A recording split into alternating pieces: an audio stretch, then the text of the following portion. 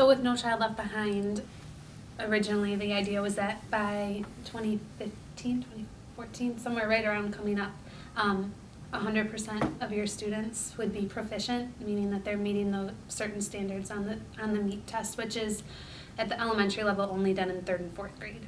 So essentially, a school gets its ranking based on the test scores of the 3rd and 4th grade. So for us, we're a K-4 building, so that's just our 2 oldest grades. But they came to the realization that 100% proficiency was not feasible, which any teacher, could pretty easily tell you that's going to be a really difficult thing to have 100% of your children passing this test. So they changed the way that they were going with that and moved into what we have now with the gap issue. And so instead of looking at 100% of your students being proficient, they want to look to see that your bottom performing students and your highest performing students are getting closer in terms of their achievement.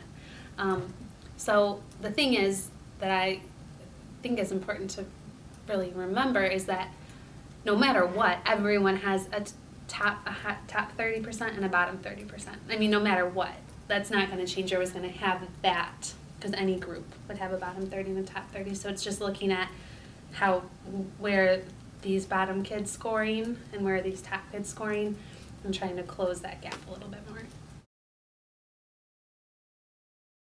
To be a focus school, it doesn't matter how high your highest are or what your proficiency percentage is, as much as the gap. The focus school is mainly just about that gap.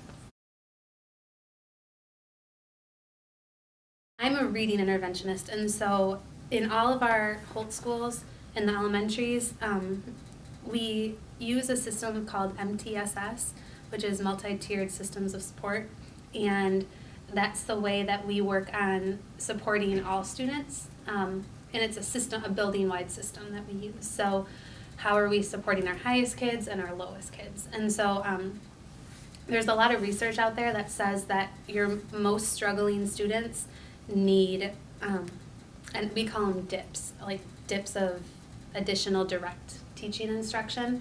And so a summary is that you've got this core group of kids who are doing just fine, meeting what they need to in the classroom, and we would call them Tier 1. And then you have Tier 2, which are the kids who are a little bit behind, and they, based on research, need approximately another 30 minutes of direct teaching instruction to help them catch up to that Tier 1 group. And then you have Tier 3, which should be a pretty small number, but the kids who are the furthest behind. And they need an extra hour of instruction, 2 extra half-hour dips, basically, to help them close that achievement gap. And so as an interventionist, I work with those Tier 3 kids, the ones who are furthest behind, in small groups throughout the day. So I work just K1 and 2, kindergarten 1st and 2nd, and in the day I see 10 groups of kids for about a half an hour. And that's smaller groups with more direct targeted instruction on what they need, meeting them where they're at. It would be really nice if we were able to have more resources of people like interventionists and things like that. But with state funding, we're limited in what we can do. So being only one person, it's hard because, I can only have so many kids in a group and so many groups in a day. And so there are more kids who I would love to see, like more Tier 2 kids who still aren't right where they need to be, but we have to put the resources with the kids who need it the most. And so in an ideal world, we could have another interventionist or 2 or more people to provide this kind of support and structure for the kids so that we really could keep moving toward closing that gap even faster than we can.